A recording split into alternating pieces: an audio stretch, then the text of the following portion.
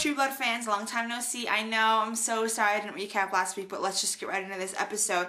First of all, Sookie's storyline, she wakes up screaming at Bill, and they have a conversation, and they break up, and I've never been a huge fan of Sookie and Bill. I'm shielding myself from the virtual tomatoes that are getting thrown at my face, but I've never been a huge fan, but I really felt bad for Sookie after they broke up, and, then, towards the end of the episode, Sookie gets more screen time. She actually has a fair fight with the were-bitch, and I don't know if this is the fight Anna Paquin was referring to in the footage I saw of Comic-Con, that she actually got a fair fight for once, but Sookie kicked some major werewolf ass. I'm so happy for her, girl power. And then she had breakup sex with Bill, or makeup sex. You tell me, because I don't know.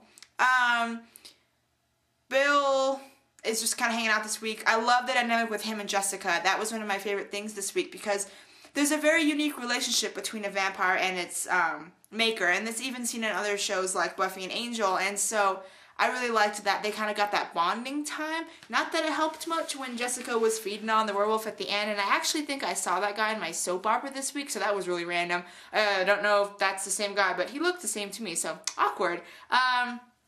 Let's see. Eric was going gay vampire this week, which was kind of hot if you ask me, but whatever. And then he ended up killing the king's it's a male version of a mistress, his mister. And I felt really bad, but I'm not justifying it, but I'm saying Eric's been out for revenge for a long time. The king of Mississippi, we assume, killed his sister, his dad, and his mom. So I'm not justifying it. It wasn't as sad for me a death as if Eric had just randomly killed somebody. And then Eric grabbed Sookie's cousin, who, does anybody remember her being on Disney Channel?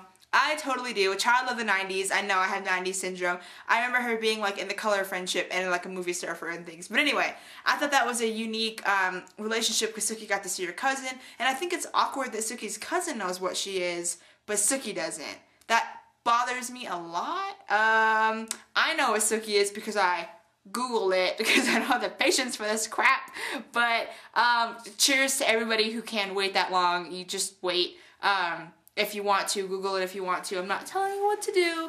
I'm just saying I'm an impatient person. But that's the only thing I have spoiled for myself thus far with True Blood. So yippee for me for not reading anything else.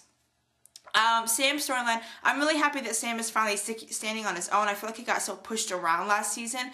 But my problem is still with Sam is that he's so far away from everybody else's storyline. I want him right in the middle because if Sam had known that Bill tried to kill Sookie, he would have been all up in Bill's George Foreman about that. Jason's kind of doing his own thing. Lafayette's mom escaped. Nothing huge happening there. I love Lafayette, you guys know I do, but I'm more invested in like the Sookie-Bill storyline as of late. And Tara, I feel like Tara's really underestimated in this storyline. I feel really bad for her because she went through a lot. She was kidnapped, she was almost killed or turned undead or into vampire, however you want to phrase it. And I know she doesn't want to talk about it, but I feel like everybody is always wrapped up in Sookie's storyline. I'm not saying Sookie's an attention hoe. I'm just saying that I think Tara needs some loving.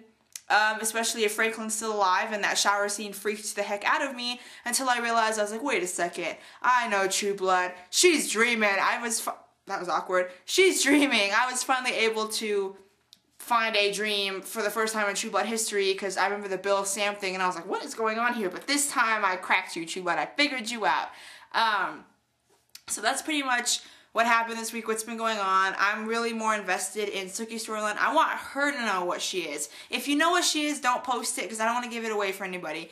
But I want her to figure out what she is and try to utilize it and just find out more about herself. And I don't want her to stay with Bill. Not for now. She just broke up with him and then she gets back to him. And I feel like she's so naive because Tara's trying to tell her, you know, he didn't rescue me, Sookie. I was right there. And like, that's crap to me because Sookie was so mad at Eric for what he did, but when Bill does it, that's not the Bill I know. Like, so it's okay. It's like he gets a get out of jail free card because she's in love with him. Whatever. Anyway, that was this week's episode. I didn't cover everything, just the major points. So I'm excited. I don't want to say I'm excited for the last 2 episodes because I'm going to miss True Blood so much, but you know it's going to end with a bang because it always does. So leave your comments below. Have a good first week at school for those of you who are starting school, and I will see you soon for more True Blood, I promise.